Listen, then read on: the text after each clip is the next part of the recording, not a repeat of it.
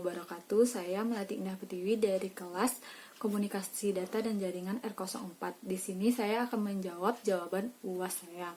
Yang pertama yaitu beri penjelasan lengkap terkait protokol TCP atau IP. TCP atau IP ini tergabung atas dua protokol. Yang pertama TCP yang artinya adalah Transmission Control Protocol, dan IP yang artinya Internet Protocol. Kedua protokol ini dijadikan satu nama karena fungsinya yang saling bekerja sama dalam komunikasi data. TCP atau IP adalah perangkat lunak pada jaringan komputer yang terdapat dalam sistem dan digunakan sebagai komunikasi data dalam internet atau biasa disebut dengan local area network yang terhubung ke internet. Karakteristik TCP atau IP ini ada 3. Yang pertama yaitu dapat berdiri sendiri tanpa harus terhubung pada perangkat keras jaringan manapun, dan memungkinkan protokol ini bisa bergabung dengan berbagai jaringan komputer. Yang kedua, dijadikan sebagai alamat umum. Yang ketiga, merupakan sebuah protokol standar yang gratis, terbuka, dan dikembangkan terpisah dari perangkat keras komputer. Format IP. Setiap IP memiliki format yang berbeda-beda yang terdiri dari sebuah bagian host dan sebuah bagian jaringan. Di dalam alamat IP terdapat beberapa bit alamat yang dipakai untuk mengenali jaringan dan beberapa angka yang digunakan untuk mengenali host serta mengenali kelas alamat IP. Alamat IP terbagi atas 3 kelas. Yang pertama adalah jaringan kelas A, ditandai dengan adanya angka 0 pada bit pertama alamat IP, kemudian 7 bit setelahnya menunjukkan identitas jaringan, dan 24 bit setelahnya menunjukkan host jaringan. Pada jaringan ini terdapat 128 angka jaringan dan jutaan host.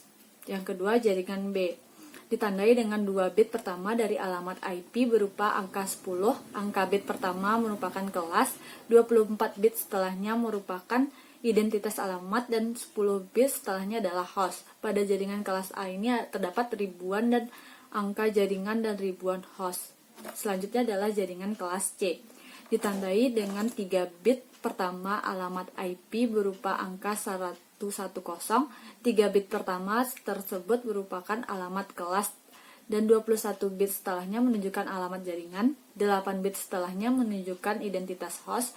Pada jaringan ini terdapat jutaan angka dan jutaan jaringan dan 254 host. Jelaskan apa yang dimaksud dengan subnetting dan berikan contohnya pada setiap kelasnya. Subnetting adalah proses memecah IP jaringan ke subjaringan yang lebih kecil yang biasa disebut dengan subnet. Contoh perhitungan pada kelas A. Di sini ada IP address dengan angka 10.0.0.16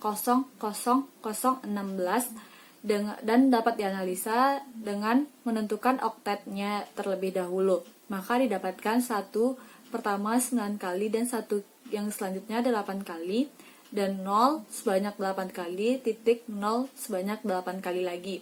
Analisanya sebagai berikut.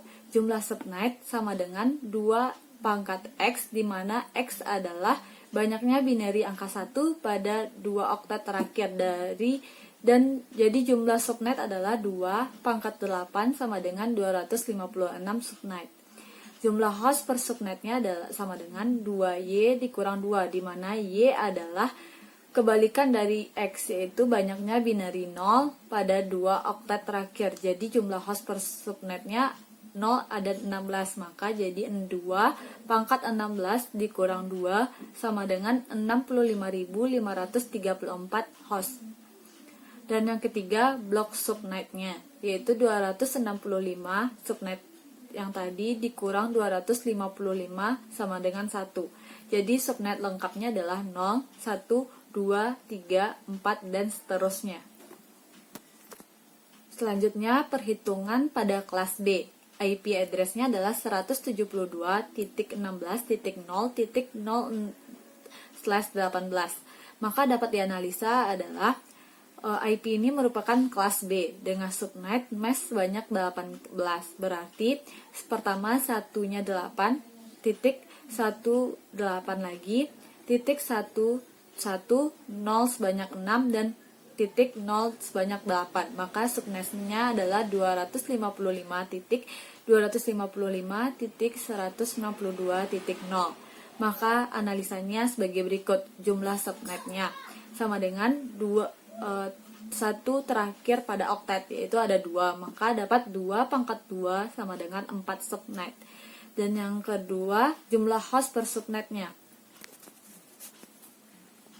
2 pangkat 14 dikurang 2 sama dengan 16.382 host, dan blok subnetnya adalah 256 dikurang 192 sama dengan 64 subnet. Ini berikut adalah 64 tambah 64 sama dengan 128, dan 128 ditambah 164 sama dengan 192. Jadi subnet lengkapnya adalah 0,64,128 dan 192.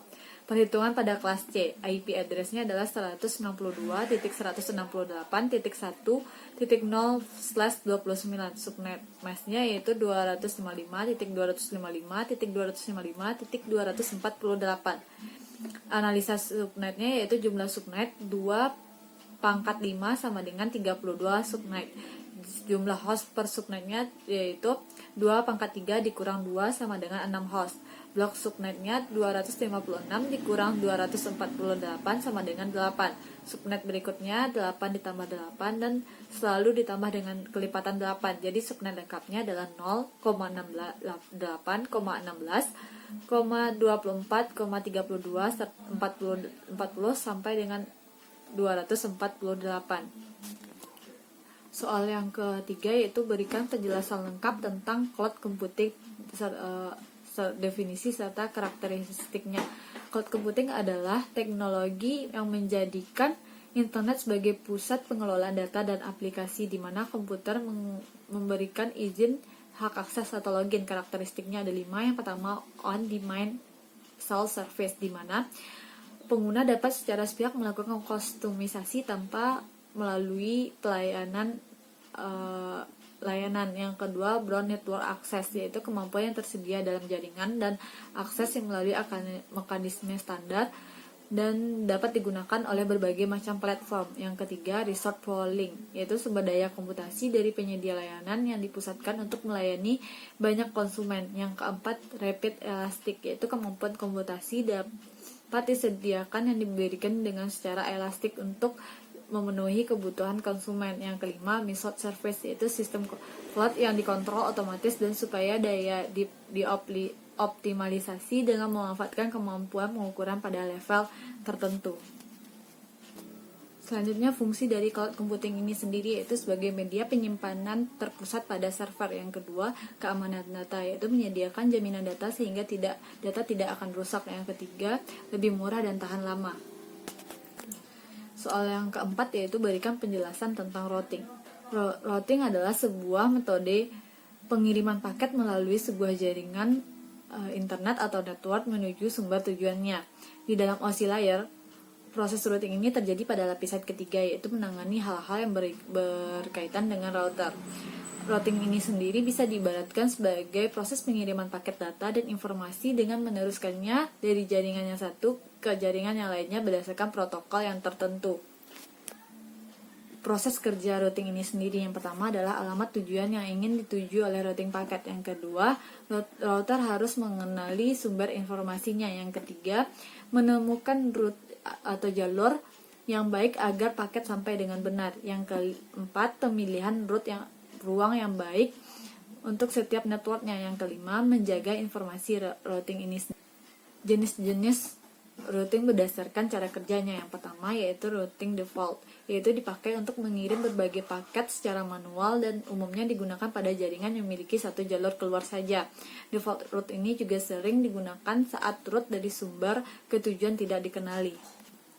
Yang kedua yaitu routing statis, yaitu untuk menambah route di tabel routing di mana administrator menambahkan route secara manual. Karakteristik routing ini karena tidak akan mengalami perubahan kecuali jika administrator yang mengubahnya. Hal ini sangat cocok untuk jaringan komputer yang menggunakan sedikit router dan settingan routingnya tidak berubah dalam jangka waktu yang lama. Yang ketiga, routing dinamis. Routing ini digunakan untuk menemukan jaringan dan melakukan pembaruan routing tabel secara otomatis pada sebuah router. Routing jenis ini lebih mudah digunakan daripada routing default dan routing statis. Namun, biasanya routing jenis ini akan membedakan saat pemrosesan di CPU router, serta menggunakan bandwidth dari link jaringannya. Karakteristik pada routing dinamis ini juga bisa menganalisa sendiri route mana yang terbaik. Yang terakhir adalah router wireless, yaitu router yang dapat bekerja tanpa menggunakan kabel karena hanya mengandalkan media udara untuk mengirimkan paket datanya. Sekian jawaban soal UAS komunikasi data dan jaringan komputer dari saya. Apabila ada kesalahan, saya mohon maaf. Saya akhiri. Wassalamualaikum warahmatullahi wabarakatuh.